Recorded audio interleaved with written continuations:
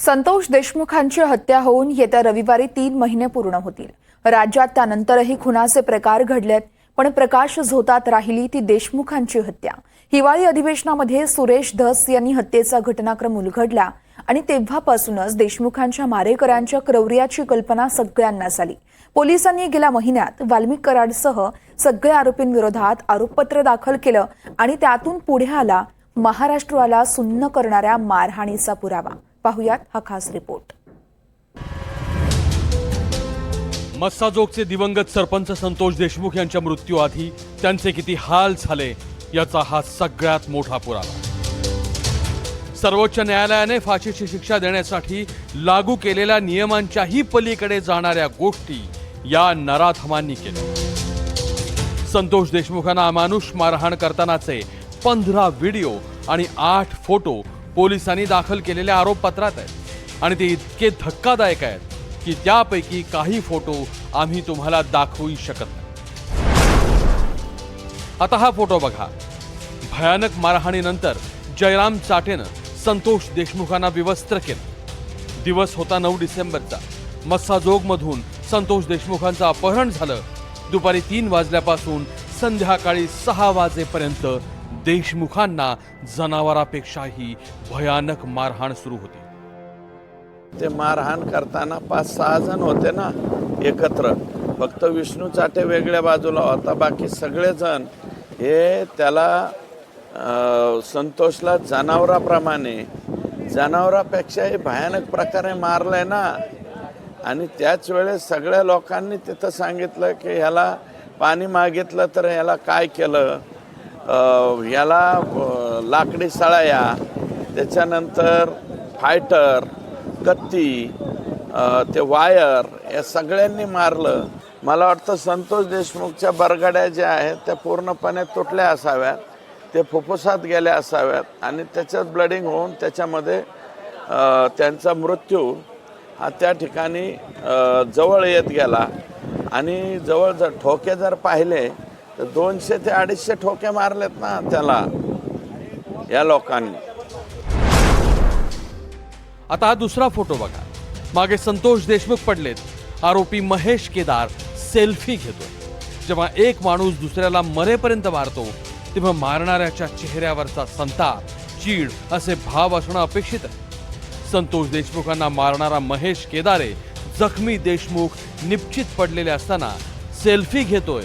ही क्रौर्याची परिसीमा नेमकी काय याचाच प्रत्यय इथे येतो। जे फोटो आपण बघतो आहे चॅनलवर ते फार दुर्दैवी चित्र दाखवणारे आहे की जसं इसिसचे लोक किंवा ते कट्टरवादी मुस्लिम लोक हे ज्या पद्धतीने मारतात त्या पद्धतीने या गँगनी काम केलेलं आहे असं दिसते आणि संतोष देशमुखची हत्या केलेली आहे। अत्यंत अमानुष आहे। आपल्या कोणाचंही मन पिळवटून टाकणारे ते फोटो आहेत। ही गुन्हेगारी विरुद्ध आहे। गुन्हेगारी प्रवृत्तीबद्दल बोललं पाहिजे, गुन्हा करणाऱ्या व्यक्तींबद्दल केवळ बोलून चालणार नाही। आणि म्हणून मग मी म्हटलं होतं आधी पण की ही लढाई काही एका जातीची दुसऱ्या जातीशी नाही आहे। त्यामुळे वंजारी विरुद्ध मराठा असा संघर्ष जो आहे तो याच्यातला चुकीचा आहे। आपण गुन्हेगारी संपुष्टात आली पाहिजे। गुन्हेगारी वाढणारे एलिमेंट किंवा गुन्हेगारी ज्यांनी वाढवली ते राजकारण ते संपुष्टात आलं पाहिजे। हा एक आपला अल्टिमेट एम असला पाहिजे। आता हा फोटो बघा। देशमुख अत्यवस्थ असताना प्रतीक घुले देशमुखांच्या शरीरावरच्या दोन्ही बाजूला पाय टाकून उभा आहे। लोखंडी रॉड, वायर, लाकडी ओंडके आणि लाथा बुक्क्यांनी 3 तास मारझोड केल्यावर प्रतीक घुले संतोष देशमुखांच्या शरीराच्या दोन्ही बाजूला पाय ठेवून त्यांना धमकावतोय। अर्धमेल्या अवस्थेत असणाऱ्या देशमुखांच्या शरीराची किती अवहेलना झाली आहे त्याचाच हा पुरावा आहे। कारण असंख्य लोकांचे मेसेजेस आलेत, असंख्य लोकांचे, की रात्री झोप लागली नाहीये। त्या धनंजयचा सकाळी मला 2:30 वाजता मेसेज आहे, 2:30 वाजता, की ताई मला बघवत नाहीये हे सगळं, मी काहीतरी निर्णय घेणार आहे। तर मी त्याच्याशी सकाळी 7 वाजता बोलले की धनंजय असं करू नको, शांत राहा, तू स्वतःने इतकं तू संयमाने लढला, आता तरी शांत राहा आणि तुझ्यावर सगळ्या घराची जबाबदारी आहे। आता सगळी मुलं, सगळं कुटुंब तुझ्यावर अवलंबून आहे आणि तो रडतोय, माध्यम रडतायत, रिपोर्टर्स रडतायत आणि शासनाला अजूनही वाट बघायची आहे त्यांच्या राजीनाम्याची. आता या फोटोत बघा, सुदर्शन घुले देशमुखांच्या शेजारी उभे राहून फोटो घेतोय. त्याच्या चेहऱ्यावर असुरी राग दिसतोय. सुदर्शन घुले सध्या गजाआड आहे, पण सुदर्शन घुले सारखे जेव्हा संतोष देशमुखांना मारहाण करत होते त्यांना कुणाचं पाठबळ होतं?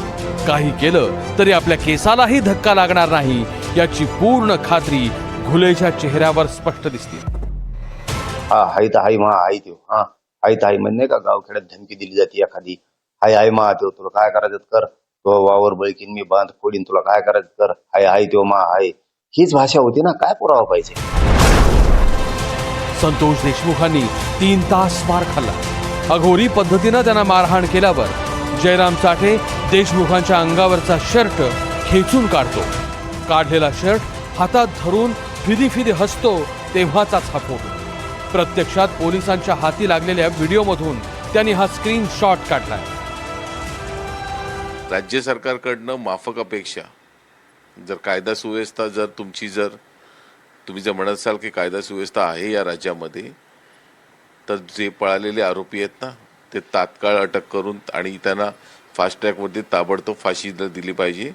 इथं साधी मागणी राहीलच, परंतु असे ज्या कृत्य झालेले आहेत ही पहिली घटना नाही.